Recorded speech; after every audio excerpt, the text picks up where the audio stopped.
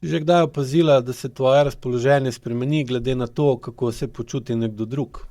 Če je on dobro, si ti mirna, če je on slabe volje, te preplavi nemir in v trenutku začneš razmišljati, kaj si naredila narobe. Včasih to pomeni, da se že zjutraj zbudiš z občutkom, da moraš preveriti, v kakšnem razpoloženju je, da boš vedela, ali bo tvoj dan lahek ali težek. Ta odvisnost od razpoloženja druge osebe ni ljubezen. To je sistem, ki se je v tebi oblikoval že kot otrok, ko si svojo vrednost merila po tem, ali si bila dovolj za druge. Takrat si se naučila, da obstajaš le, če nekdo na tebe reagira. Če so bili zadovoljni, si se počutila vredno, če so bili oddaljeni ali hladni, si se počutila manj vredno. V odraslosti to pomeni, da lahko v trenutku izgubiš občutek sebe, če druga oseba umakne pozornost.